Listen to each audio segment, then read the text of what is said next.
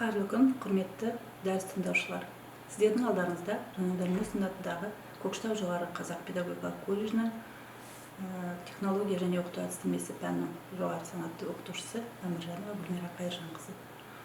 Мен сіздерге дайындап алып келген дәрісім мектепке дейінгі тәрбие және оқыту мамандығы бойынша. Алдында мен сіздермен бірге дәрістің мақсатын айтып өткім келеді. Балабақшадағы қол еңбек түрлерімен танысып, үйрету әдістерін меңгерген болып, осы дәрісті тыңдағаннан кейін қалыптасамыз деген ойдамын. Балабақшадағы еңбек түрлерін атайтын болсақ, жалпы 5 түрін слайдта көріп тұрғандай атап өтуге болады. Ең біріншісі әрине өзіне өзі қызмет көрсету. Екіншісі шаруашылық тұрмыстық еңбек. Үшіншісі табиғаттағы еңбек. Және төртіншісі құрастыру еңбегі. Ең соңғысы қол еңбегі. Осы негізгі қол еңбегі деген еңбек түріне біз толығымен осы дәріс барысында тоқталатын боламыз. Ал қалған еңбек түрлері басқа педагогика өзіне өзі қызмет атқару еңбек түрі басқа сабақтарда қарастырылады басым. Жаңағы жоғарыда айтылғандай тақырыбымыз қол еңбегі түрлері және үйрету әдістері болып табылса, негізгісі балабақшада баланы еңбекке тәрбиелеу болып табылады. Бұл жерде балалар бақшасындағы еңбек тәрбиесі ең негізгі және маңызды құралдардың бірі екенін айтып өткен жөн. Себебі қоршаған ортада бала немесе адам бар дүниесін өзінің еңбегімен жасап жатыр. Осыған балабақшадан бастап біз баланы қалыптастыра білсек, әрине ол көптеген жетістіктерге үлкен өмірде жететін болады. Еңбек тәрбиесі арқылы балада бірнеше қасиеттер қалыптасады. Атап өтетін болсақ, оларды әдет дағдысы, ынталылығы, байқампаздығы, қоршаған ортаға дейін қызығушылығы, адамгершілігі, іскерлігі, еңбек мәдениеттілігі. Міне осындай қасиеттер әрине әр адамға өміріне қалыптасуына, тұлға болып қалыптасуына да қажет. Еңбек сабағы балабақшада бағдарламалық талаптарға сай ұйымдастырылады және баланың жас ерекшеліктеріне сай қарастырылады. Осы еңбектің түрлерін біз сабақ барысында және сабақтан тыс мерзімде өткізуіміз қажет. Еңбекті ұйымдастыру кезінде тәрбиеші жасына қарай балалардың әрбір топтардағы еңбек түрлерін қамти отырып, мазмұнын міндетті түрде белгілеп отыру керек. Еңбек түрлеріне қатысты қауіпсіздік техникасы ережелері міндетті түрде дер кезінде балаларға ескеріліп отыру қажет. Себебі балалардың жауапкершілігі сіздердің мойындарыңызда екенін естен шығармауымыз керек. Қол еңбегі басым балабақшада ересектер тобында жүзеге асады. Себебі осы жастағы балалар психологиялық, физиологиялық жағынан жақсы қалыптасқан, тәжірибелері мол, қоршаған ортадан алған білгендері бар. Осы тәжірибелерін қолдана келе, олар көптеген еңбек түрлерін қолдарынан жасай алады. Әрине, ересектер тәрбиешінің көмегімен немесе ата-аналардың көмегімен осындай жұмыстарды атқарады. Еңбек әрекеттері пайдалы болу үшін балалармен бірге өздеріне қажетті ойыншықтарды жасайды. Бұл ойыншықтар болашақта басқа да сабақтарда немесе балалардың ойындарында қолдану мүмкін. Қалай ойлайсыздар? Қайда және қалай қолдануға болады осы ойыншықтарды деген сұрақ қойғым келеді. Мына презентацияда тұрған суреттерге назарларыңызды аударатын болсақ, мысалы бірінші суретте біз кірпіні көріп тұрмыз. Бұл кірпінің үстінде біз түрлі жеміс жидектерді ілу арқылы, мысалы математика сабағында қолдана аламыз. Ал оның бөлшектерін жаңа жекелеп жеміс жидектерді қол еңбек сабағында немесе сыныптан тыс уақытында балалармен түрлі материалдар қолдану арқылы жасауымызға болады. Мен бұл жерде тоқтайын дегенім негізгі жаңағы бүгінгі өмірге байланысты, өзгерістерге байланысты қандай материалдарды қолдануға болады. Фетр маталар басым қолданылады. Сонымен бірге түрлі түсті немесе картон қағаздар және де дүкенде сатылатын қосымша ленталар, қосымша тағы да жұмыртқа тәріздес пішіндер, неден жасалатын, пенопласттан жасалатын дүкенде сатылады олар. Және атлас ленталар, сонымен бірге мысалы әрбір үйде болатын фольга қағаздарында қолдануға болады. Жалпы ойыншықтар жасау бала үшін әрине өте қызықты іс болып табылады.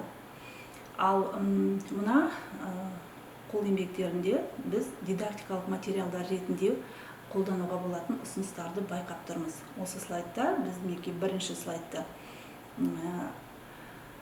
бірнеше жеміс жидектерді тізіп алу, немесе математикамен байланыстырып оны атау, санау, түстеріне көңіл аудару, тағы басқа жаңа дидактикалық материал ретінде қолдануға болады, және оны қолданып балалармен бірге қол еңбек сабағында жасауға болады. Келесі суретте біз көріп тұрғанымыздай құмырсқаны жүннен жасаған. Ол жүнді жасау өзіндік технологиясы бар, құрғақ және дымқыл тәсілде орындалатын.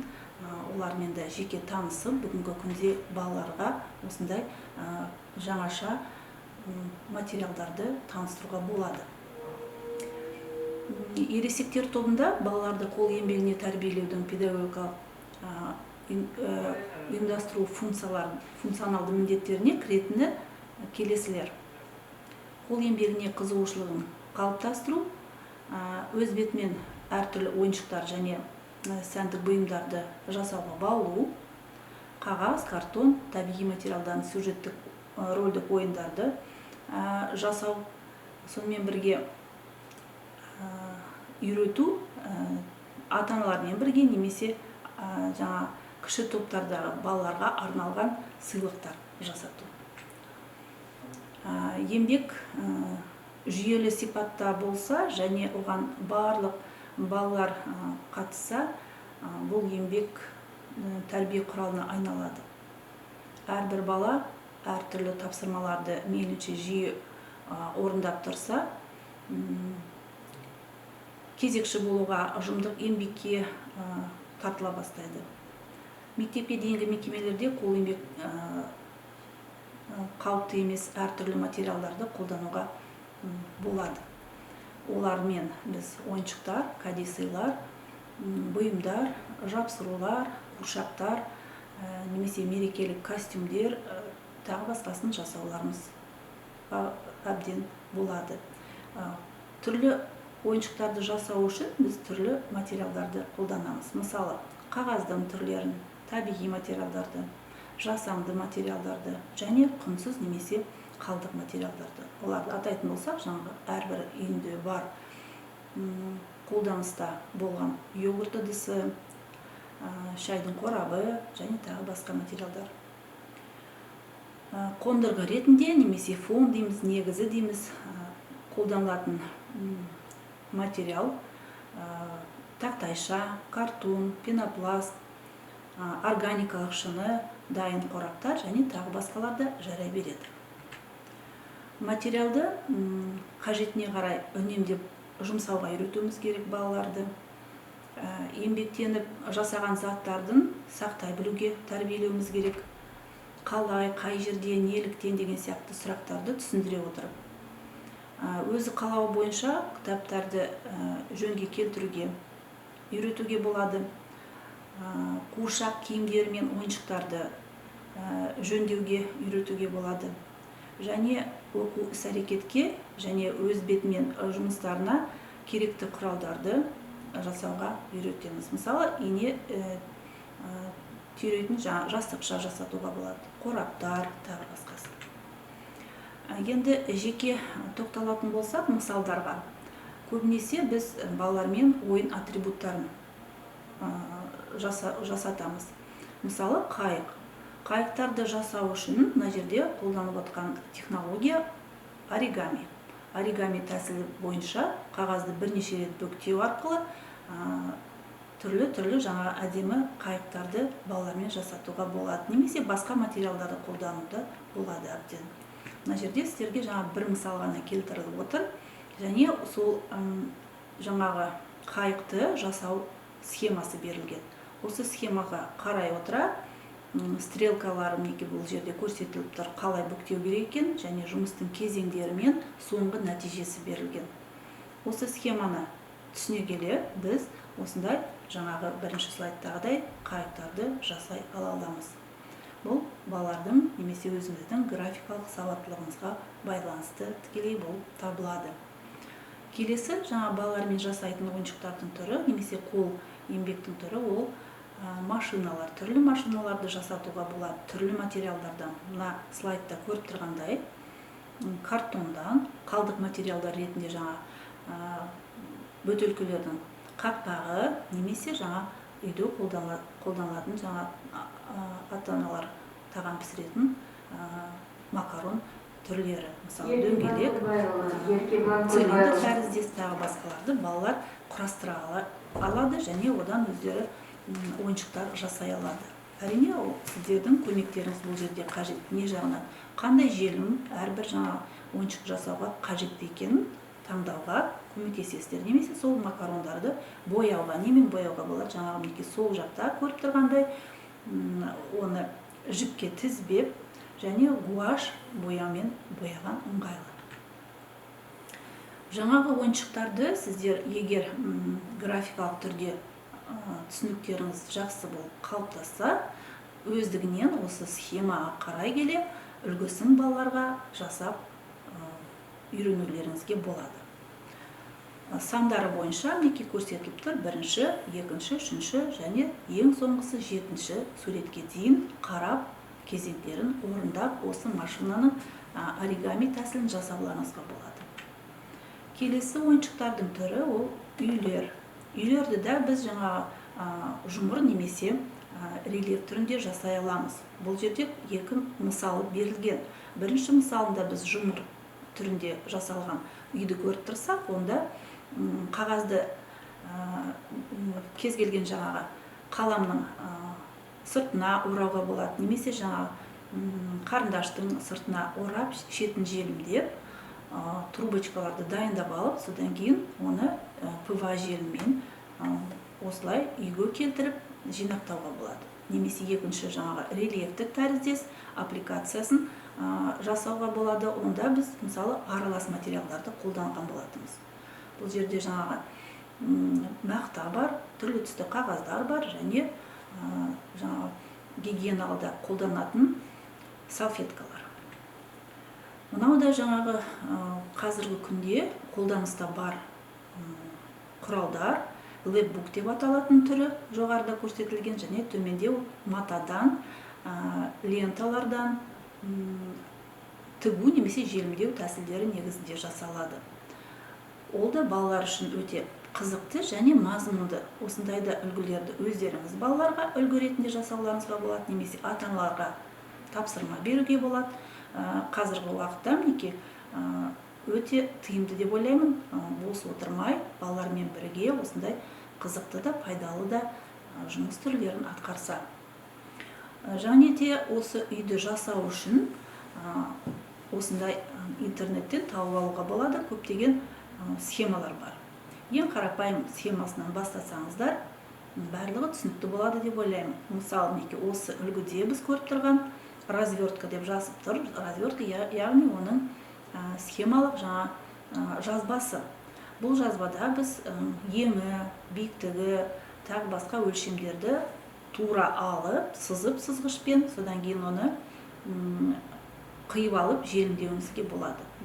Немесе жаңағы принтера негізінде осы дайын суретті схеманы шығарып алып, содан кейін тек қана қайшымен шеттерін контурлық сызықтарын қиғызып желімдеуге тапсырма беруге болады.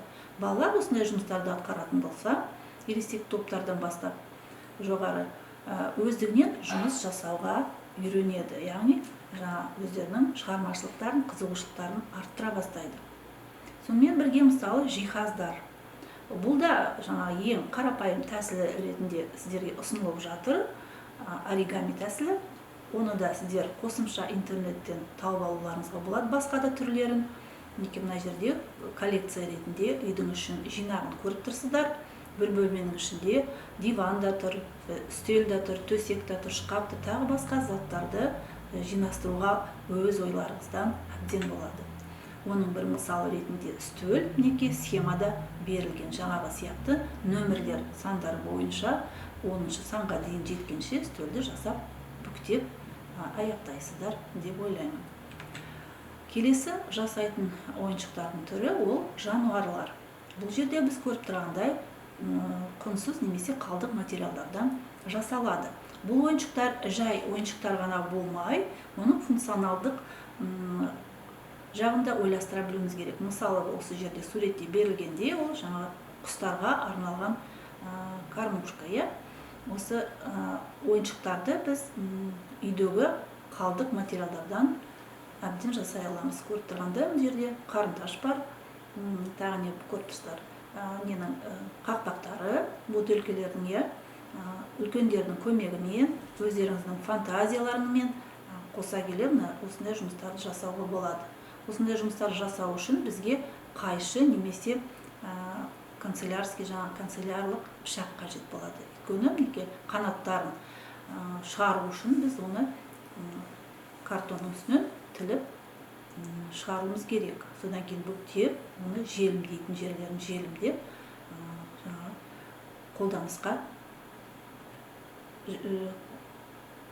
қолдануға болады. Тағы да мінекей ойыншықтарды жасау немесе жануарларды жасаудың ең қарапайым түрлерін сіздерге ұсынып отырмын. Ол үйде бар, мысалы сереңке болсын, немесе жаңағы таяқшалар үйде табылады деп ойлаймын арнайы, және ермексаз. Осы ермексаздың көмегімен таяқшаларды біріктіру негізінде түрлі жаңа шығармашылық жұмыстарды жасауға болады. Мына слайдта көріп тұрғандай, үй болсын, адам болсын, кез келген затты немесе жануарды шығаруға болады. Келесі мінекей тағы да осы күнде бар жаңалықтарды айтып өткім келеді. Ол аппликация тәрізде, және жұмыр мына жерде мінекей астында сары түсті болып көрініп тұрған ит синильная проволока деген жаңа материалдан жасалған. Ондай сымдар дүкенде сатылады. Оны бүктеу немесе бұрау арқылы түрлі ойыншықтарды ойлап табуға болады. Жоғарыда көріп тұрғандай жаңа қойдың суреті немесе аппликациясы, ол да жаңа салфеткалардан, түрлі мақтадан, қағаздан, әртүрлі материалдардан жасалуы мүмкін. Және мына жерде мысықты көріп тұрмыз. Мысықтың жаңа бөлшектері бізде жиналған неден? Білесіздер өздеріңіз, жаңа қолданыста болатын салфеткаларды. Келесі мына жерде тағы да қарапайым тәсілдері. Биыл тышқан жыл екенін білеміз барлығымыз. Соның екі мысалын көрсетіп отырмыз. Біріншіде бізде жаңа квиллинг тәсілімен жасалған. Бұл технологияда біз картон қағаздың алып, жолақтарға оны бөлшектеп қиып алып дайындаймыз. Содан кейін оны спираль тәріздес орап, желіммен, жаңа пыва немесе қарындаш желіммен желімдейміз. Екінші тышқанның түрі жасалған жіптен. Ол үшін бізге қосымша түрінде сым керек. Сым ішінде қалады. Одан біз каркас жасап аламыз. Яғни жаңа негізгі пішінін келтіріп аламыз да, сосын жаңағы пыва желімді қолданып жіпті ораймыз. Және қосымша атрибуттарды мына жерде сыр, қолында. Сол сияқты өздеріңіздің фантазияларыңызға қарай қосуларыңызға болады. Осы мысалдарды негізге алып, өздеріңіздің практикалық жұмыстарыңызды немесе балаларға арналған үлгілерді жасап алуларыңызға болады. Қол еңбегі балалардың құрастыра білу қабілеттерін, ойлау қабілеттерін және өнер тапқыштықтарын дамытады. Қол өнер еңбек түрлеріне арнайы құралдар қолданылады және қауіпсіздік ережелерін сақтай білуге біз балаларды тәрбиелеуіміз керек. Қолөнбекпен айналысу барысында біз міндетті түрде балаларға нұсқау беруіміз керек. Нұсқаудың 3 түрі бар. Біріншісі ол жұмыстың басында атқарылу қажет. Оны біз кіріспе нұсқау деп атаймыз. Содан кейін жұмыс барысында оны жолшы нұсқау деп атайды, және жұмыстың соңындағы нұсқауды біз қорытынды нұсқау деп атаймыз. Осы 3 нұсқауды біз ұйымдастыра келгенде балалардың әрине еңбек мәдениеттіліктері қалыптасады. Қол еңбек түрлерін бірте-бірте қиындатамыз, және осы еңбектің түрлерін жалғастыра келе біз жаңа түрлі тапсырмаларды орындаймыз. Осы еңбекті атқара келе балалар кезекшілікті де атқару керек.